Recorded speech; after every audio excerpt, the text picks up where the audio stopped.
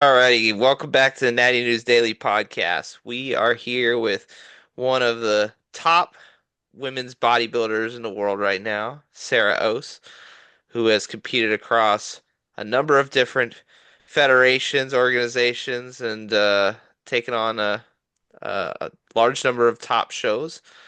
And good friend of ours and client of James as well. So, Sarah, welcome to the podcast. Hello. Thanks for having me. Absolutely, absolutely. Yeah, So, it go ahead, James. I was just gonna say it's about time almost, right? Like all the viewers are probably like clapping. We finally got another female on. We always get criticism like, oh, there's never enough females, and that's kind of what we're about to talk about today. Is like we try, right? But there's not as many people that are vocal about the sport on the female side, or at least in the circles that we find ourselves in. So for those that are watching that are female, please message us and ask to be on because we want to cover the demographic better than what we do. It's not us being like sexist or, or manly men and only covering men. Like it's tough. And not to go on too much of a tangent, but even like you look at our followership, right? Like Dan's seen the numbers. It's a pretty stark contrast of like men to women, like who actually follows our page and like likes our stuff. And so, yeah, we got to do a better service for the females. And that's why you're here.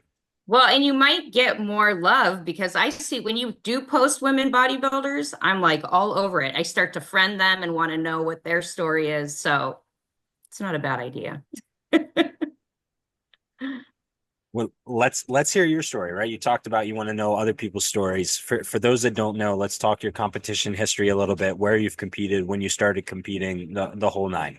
Oh yeah. Okay, so and I've been pretty open about this, I think, but I've always been an athlete. I've spent the majority of my life as a distance runner. I competed in high school. That was kind of my thing. I continued to do marathons when I had my kids and went to Boston to do that marathon and just was really into just running and competing. I was always super competitive.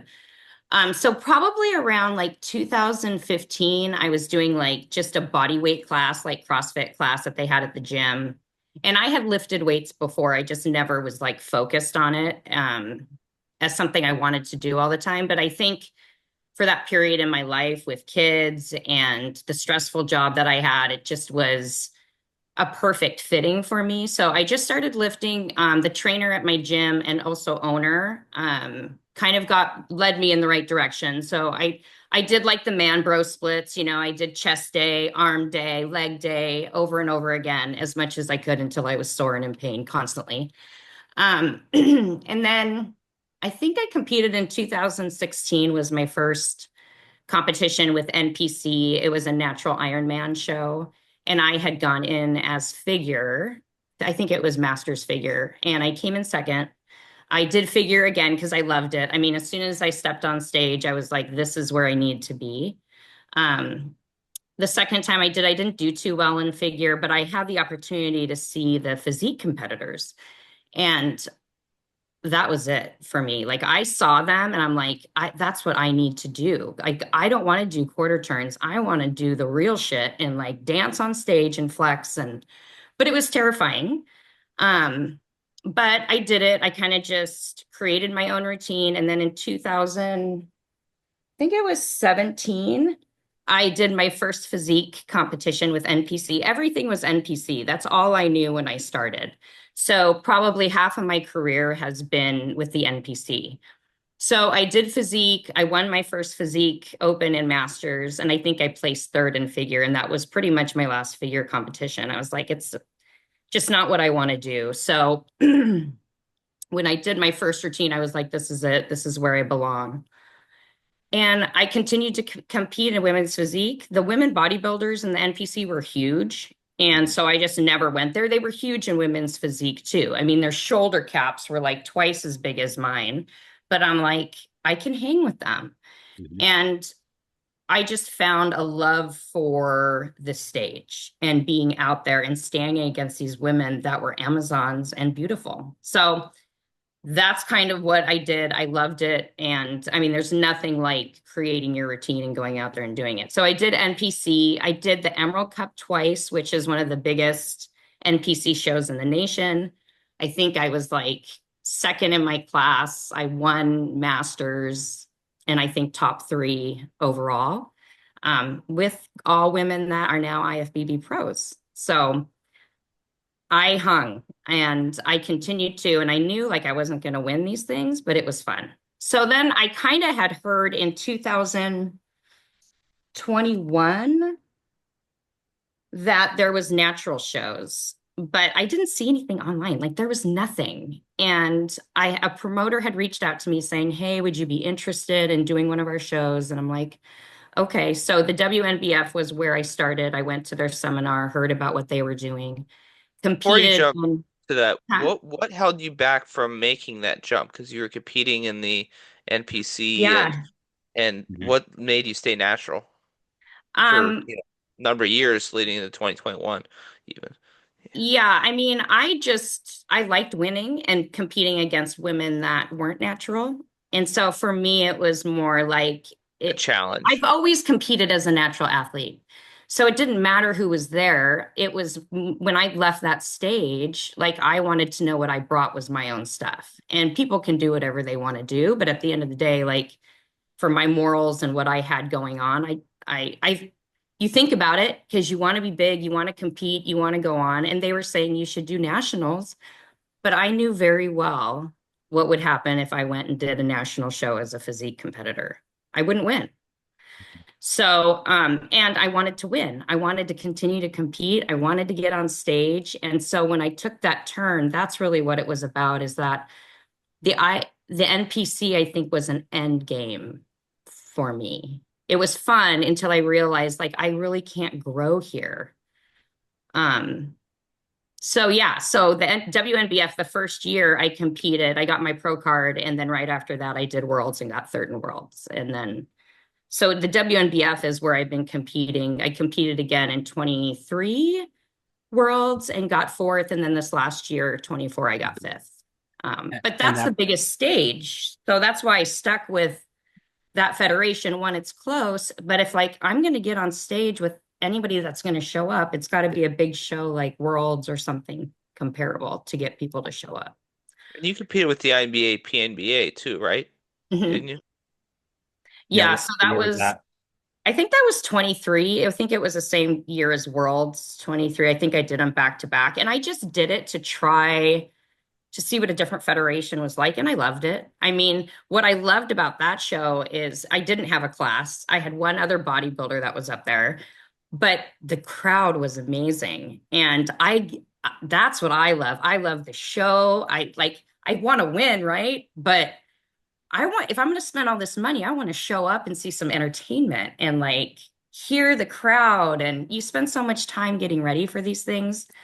That's what I love and that's what I live for. And so I walked off that show just like, ooh, I'm going to come back to this federation again just to see what that's like again because it was great.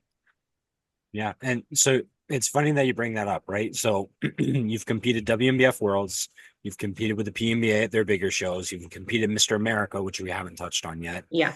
Talk about the atmosphere of all three of those as someone who's kind of seen it, as well as at the NPC, right? Like people always want to talk about the production value of the NPC, like Yeah. their crowds, what they bring. You've kind of seen the whole gamut, at least in the North American, venue, Yeah. where let's say see some pros and cons of each of them. Yeah, I mean, I will say, and I'm not here to throw anybody under the bus or upset anybody. I mean, I'm not a coach, I'm not a trainer. Like I have a normal life and I just have this passion for this sport. So I just want to be upfront about that.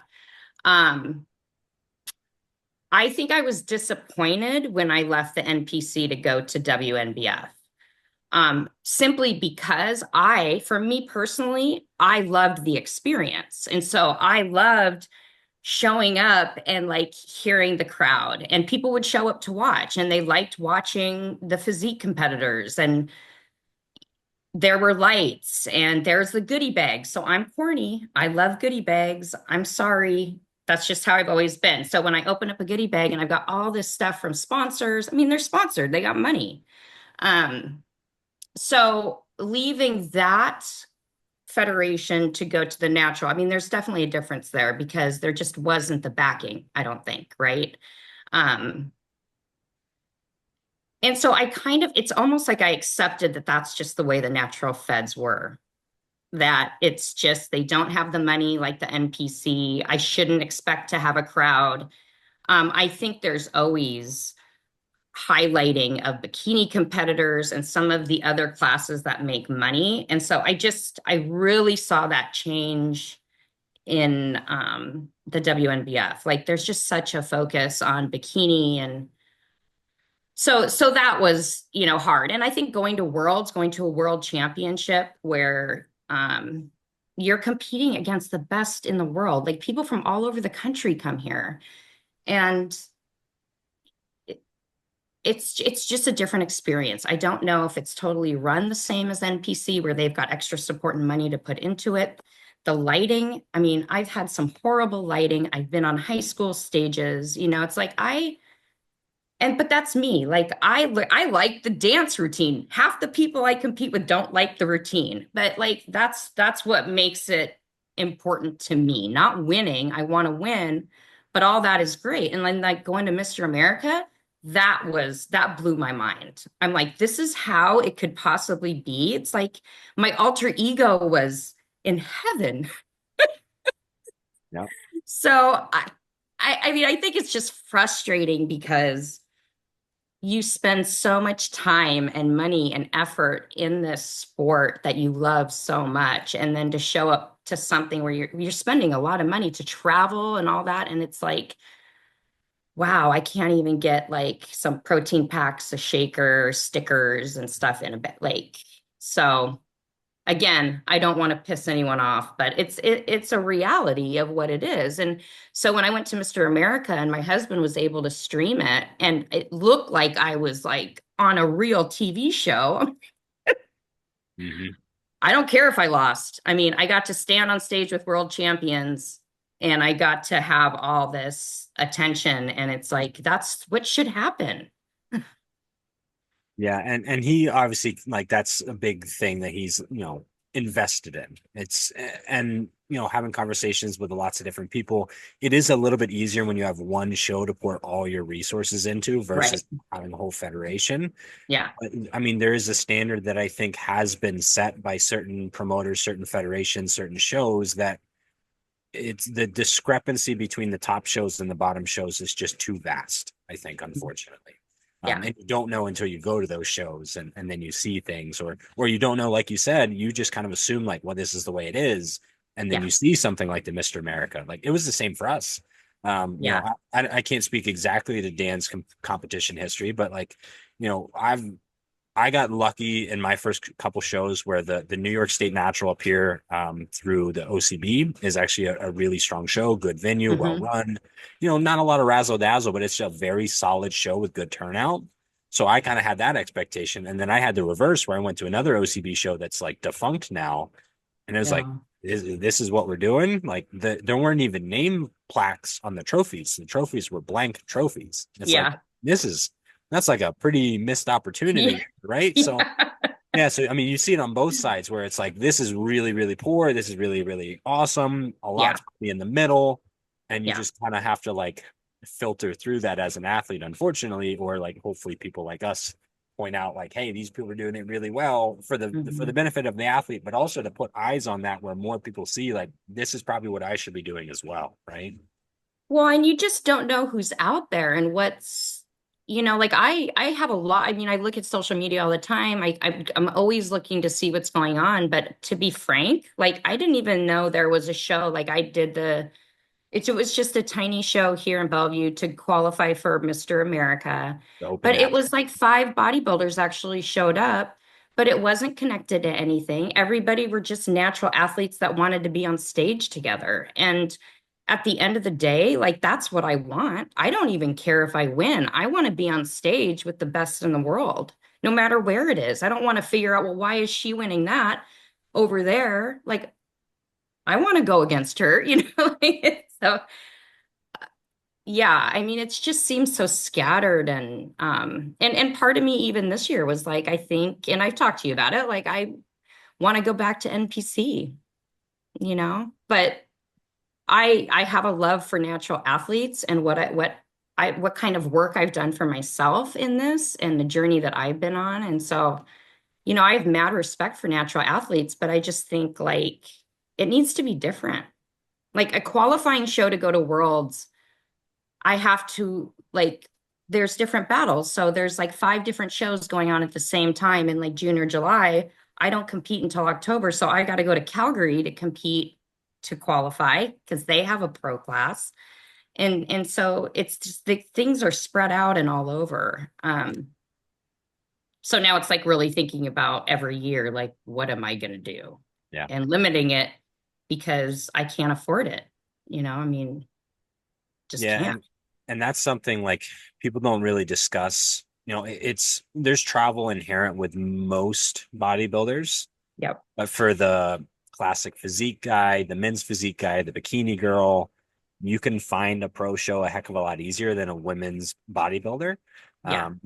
Everyone by this point probably knows I coach Christine as well, and like for her, just trying to win her pro card, Yep. it's a gamble. We've got these plans in place, but it's like, well, what if people don't show up? Right? Yep. You have to hit these number standards for most federations. And the likelihood that that number is going to be met for women's bodybuilding specifically is just so astronomically low, where it's Yeah. pretty much like you have one show, maybe. And if people don't show up, they don't show up, and you don't get a pro card for the year. So the rest of your year plans are just shot, right? Yeah. Unfortunately, because she has her goals on WMBF, which I'm fine supporting any federation, but the WMBF doesn't allow other pro cards. So Right. you have to earn it through one of their shows. But if they have Yep. no opportunities to turn someone pro, it's a double-edged sword, right? We, Hmm. we ask these questions, and we brought you on to ask it to you as well as an athlete. It's like, well, how do we grow the women's class of bodybuilders? Yeah. Well, you can't do it unless you give, it's almost the opposite of what we're seeing in the bikini and the physique, right? There's so many pro cards handed out on that side where it's watering down the sport, where you can't hit these number minimums for the women's bodybuilding. So now you're just like limiting the total number of pros you can have there, right? It's like Yeah. we're going in the wrong direction in certain aspects.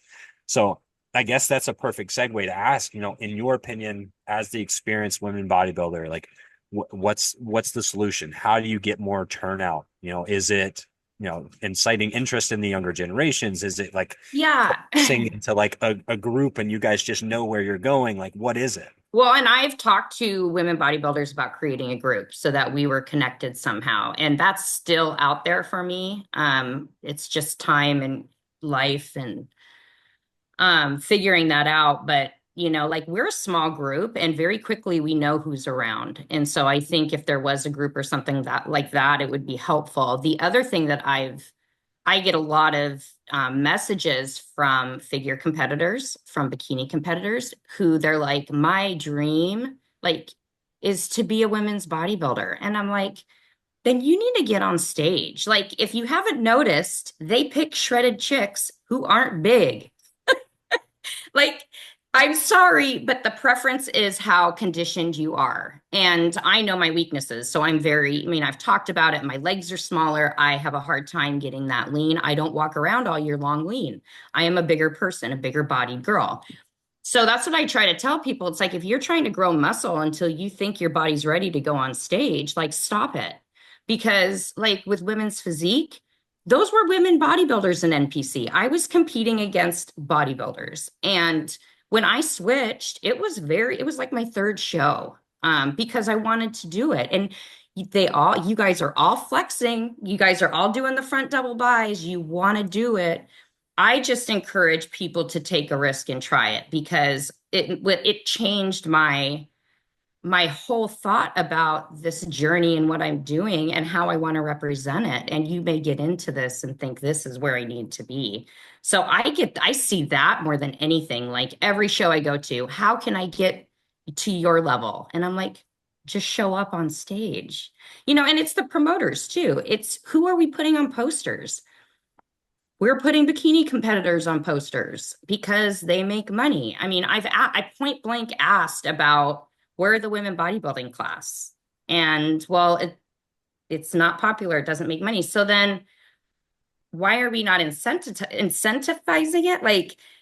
Like giving a prize or doing something else just to show up. I mean, they were doing some of that really cool stuff on women's bodybuilding, like giving special awards to the women bodybuilders on some of the shows that I went to here in the Northwest. And that was neat. It was like, this is what it's about is, you may start at bikini, but like if you're going to be in this a long time, your body's going to change. Let's go. So just not being afraid to try something different. And if you like bikini and you like figure and you're golden, it's great. But there's a lot of people that want to be jacked, is all I'm saying. Mhm. And it's more prevalent than I've ever seen it. Do you feel like there's a stigma in like the female competitive divisions against women's bodybuilding where like figure may be seen as more like feminine and Yeah, they don't want to go that far, a maybe hundred because of the percent. IFBB and like because obviously like natural and IFBB are two entirely different beasts, Yeah, right? Like right. a women's bodybuilding IFBB is like a large human being and Yes, it's she is. very The dramatic, bikini right? IFBBs Yeah. are huge. Yeah. That Yeah. last I did NPC this last year at the Sasquatch, and I'm standing next to these bikini and they're huge. So, I mean, you can't even compare the two. But that's what kind of turned me off at the beginning about women's bodybuilding. I'm like, why are they all just showing up with plain suits, no earrings, no jazz? Like, you don't have to look like that.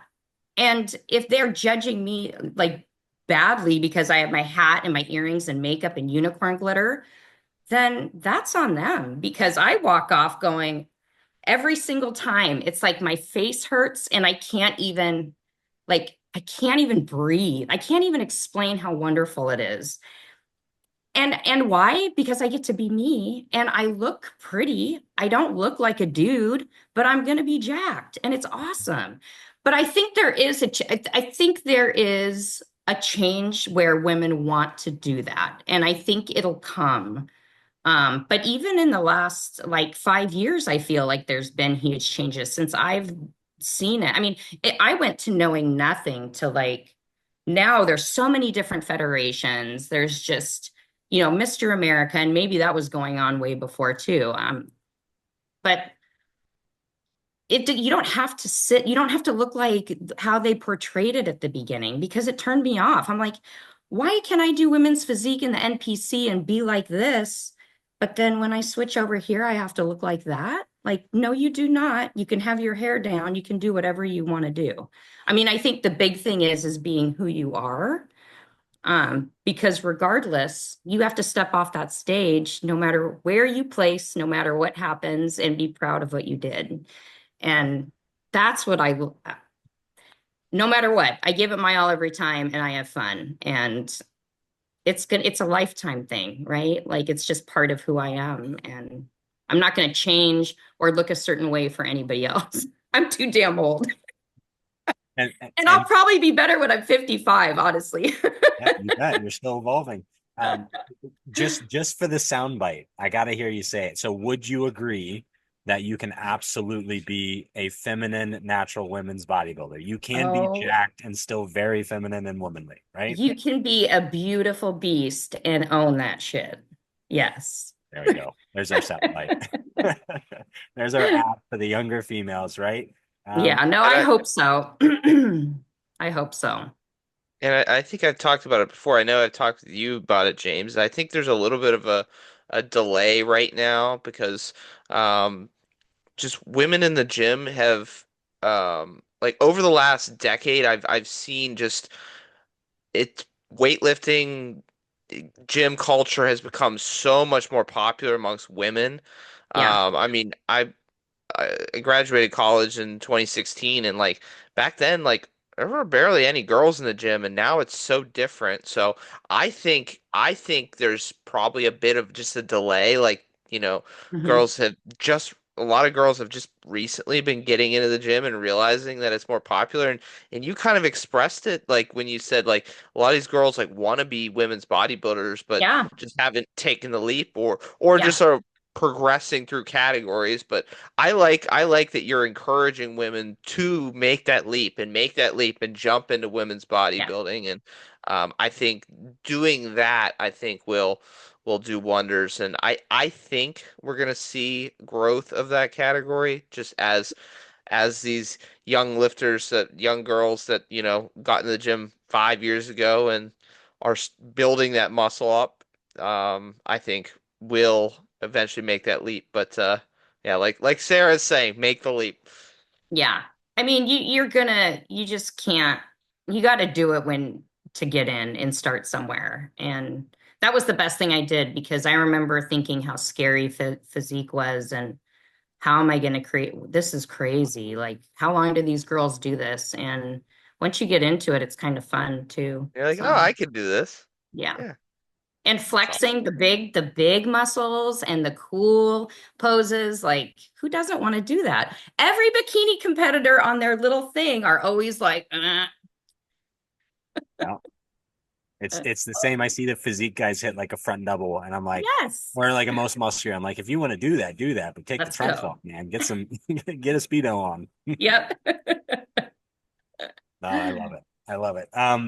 Yeah, so yeah, I feel like that nailed it on the head, right? And Dan, I absolutely agree because like we know certain younger individuals that are, starting to kind of lead that. I've got other younger athletes on the roster that like are coming to me saying like, "Hey, I just want to get jacked," which is very Yep. refreshing. Not like I want a big butt. It's like I just want to be a beast of a human being and like own Yeah. my body. And I love that, right? So yeah, Hmm. it might be where and I don't know if it's a difference in like men's versus women's competitors where like as a guy, like it's almost like you see just tons and tons of teen athletes competing, and maybe you don't as much in the female side of things. Like I can name, man, I mean, just I'm thinking of some of the shows I've been to. Their teen class for like men's classic or men's physique has been 10, 15 deep. And I don't know if I've ever even seen a teen class for the women's side, Oh unless it's wow. No, I baby haven't. bikini. Yeah. So yeah, it's just something where like maybe it takes time for those people to feel confident enough to compete. If they're seeing these standards that just aren't maybe the most normalized of what they should be looking at, Yeah. and then finding other competitors, which we know is tough for anybody, right? But like definitely Yeah. region specific.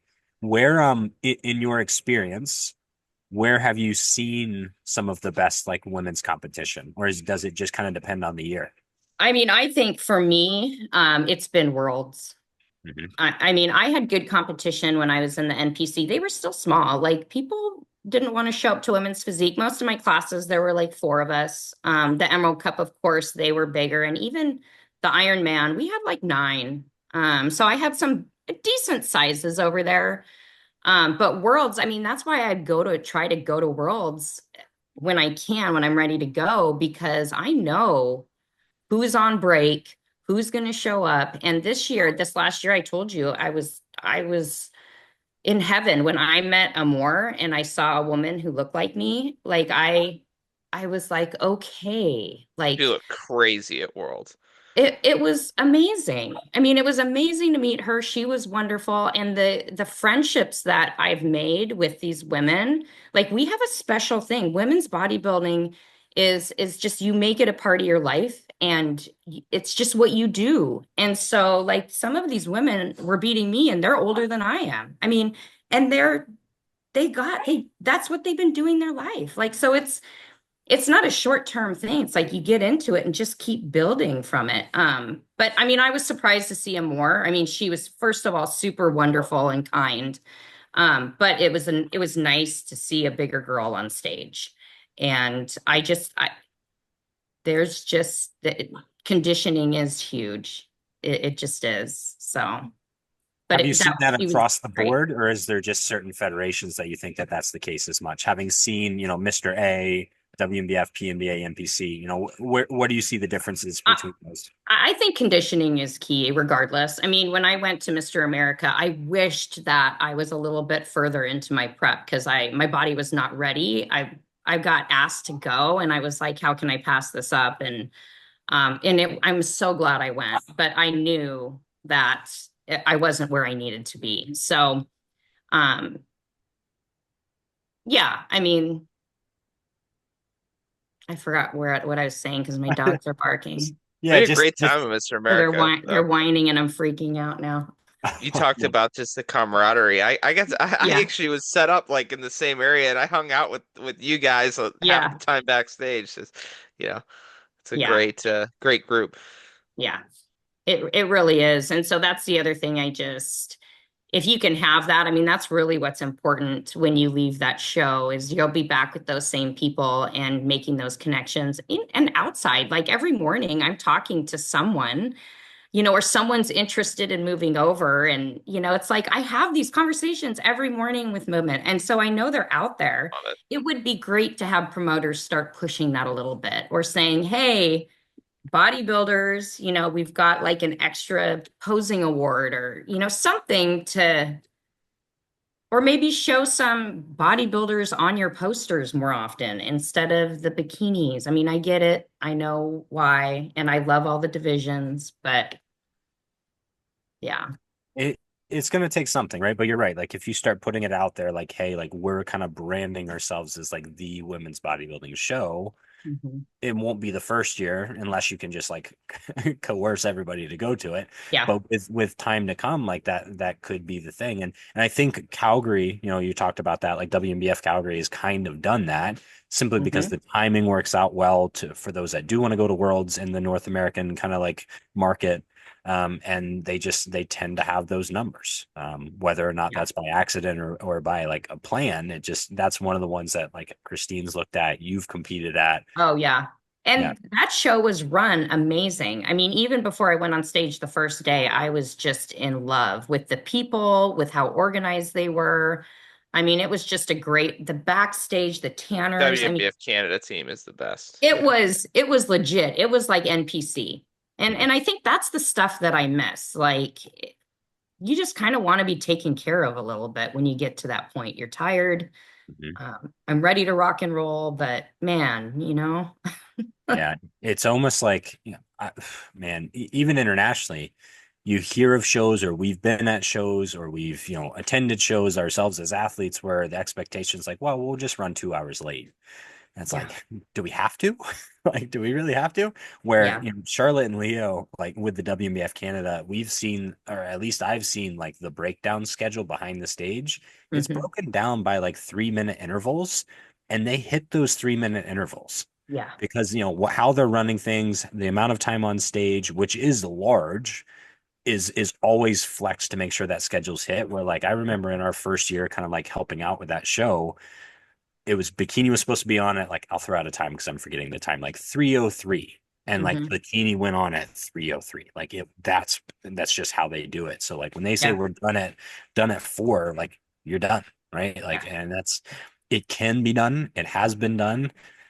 I wish more people would like pick their brains on how they do it. But yeah, they run a tight ship. So I It, would it, guess, it was impressive. Yeah. I mean, the other thing I wanted to say that I thought was really cool that I got to do last year was I got to do that Cecil Phillips Classic, which was a smaller show too.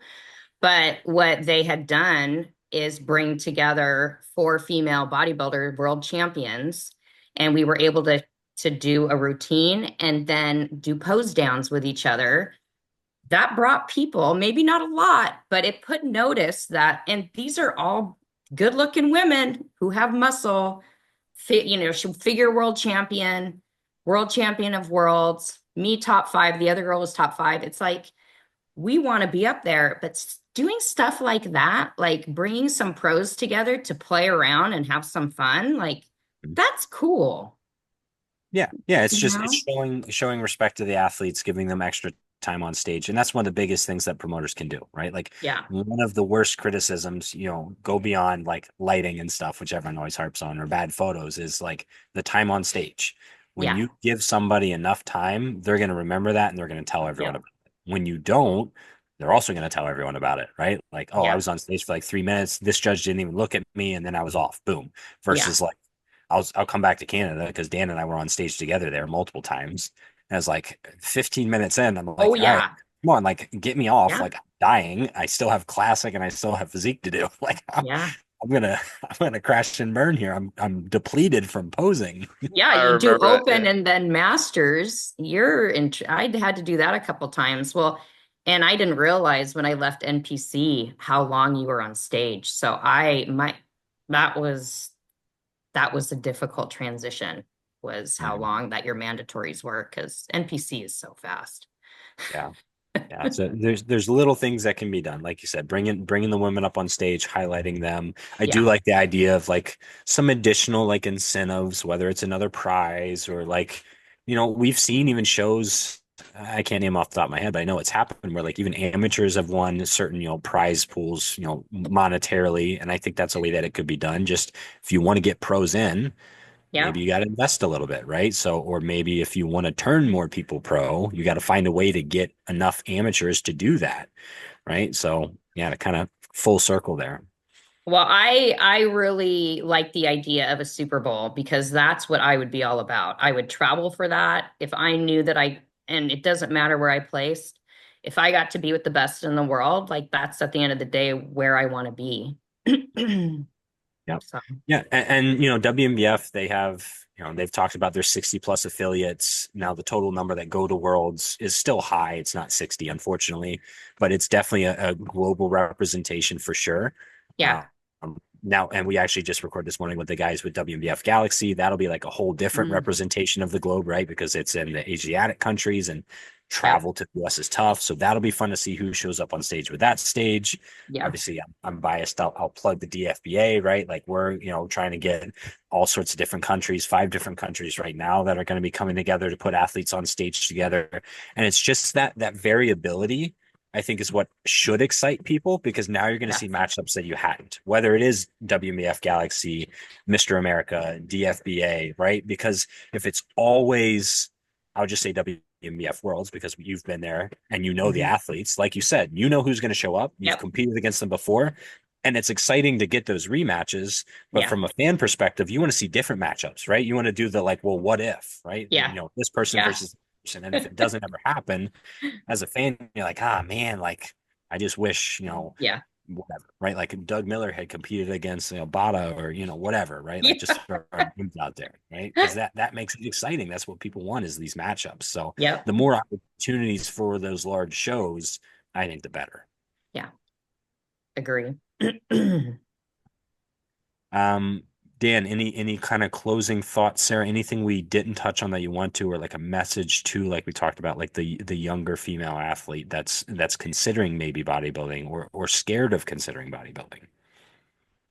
Um, No, I mean, I think at some level you kind of just got to jump into it and take a risk. But I think that's what's good for humans in general to do. Like, don't be afraid to try something different. And you would be surprised. All of a sudden, you have a passion that helps you live your life. And I don't think a lot of people have that. And so if you I think you just got to try it. And so I'm always going to encourage people to look at that. If they're saying, and girls are saying, I don't want to hear it anymore. Just go try it. I'll help you with your routine if you want help. And I'm not the greatest.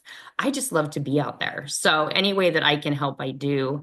Um, but yeah, I mean, at the end of the day, it's got to be you out there. You got to own what you're presenting and live with it. And so make it your own. And I think women's bodybuilding is a good way to do it.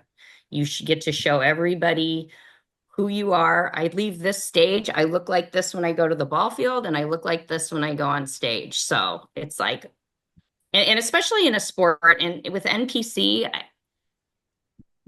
there's not always good intentions and good things happening. And so you really have to filter through um, some of that to figure out where you fit in because it's flashy, it's a lot. And I think, especially women, think, oh, I'm going to be a model and I'm going to do all this. And really, at the end of the day, you got to get into it to enjoy it and then be you. And so, so all those things. But yeah, Yeah, and this is not to, this whole episode is not to disparage people from jumping into other classes as well, right? no, Like you have to find what you're no, comfortable with.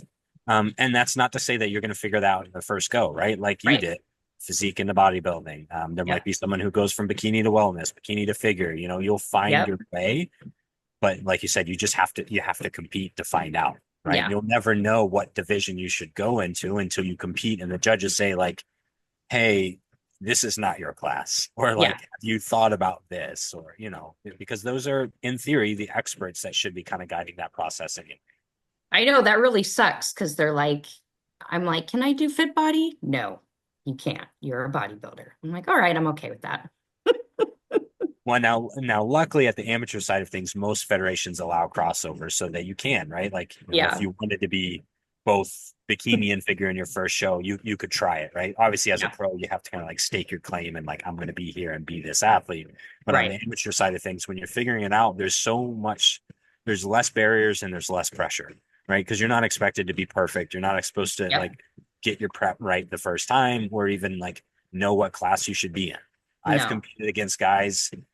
Oh man, there was a dude. He was 205 on stage with me as a classic physique competitor. Big dude, like 6'3". His first show ever. Wasn't my first show ever, so I was bummed when he showed up because I was trying for the pro card. And he told me, he was like, "Yeah, I signed up for physique, and they told me I probably wouldn't be a good fit for that." I'm like, "You are one of the biggest human beings I think I've ever seen. Yeah, I don't think physique is for you, bud."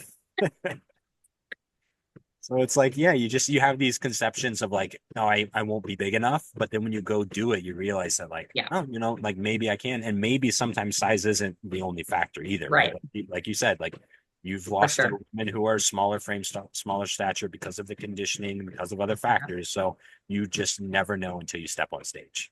Yeah. And it's so much fun. I mean, it really is. So, Yeah. All right. Well, for those that want to follow your journey, for want to follow the shenanigans, I want you to plug both the YouTube that you just started as well as your Instagram so people can follow your oh journey. my gosh. Well, I I'm don't calling know. you I'm out. kind of embarrassed about my YouTube thing. What is it? Muscle Mom or something? That's so bad. I'm at Wazoo 99 for my Instagram. And then, And we'll tag you in the captions of all this stuff. So if we mess up the spelling on something, we'll get it right. oh, it says Natural Beast Mama at Mommy Meathead Chronicles. I love it. And that is your ramblings. So Yes. nothing professional, nothing spectacular. It is just No. inside the head of Sarah, right? Yes. Early morning at 3 a.m. Hey, it's authentic, and that's what people need to see, right? So Yeah. all right. Well, Sarah, I enjoyed this chat. I'm sure Dan can mimic that if I gave him a second to talk.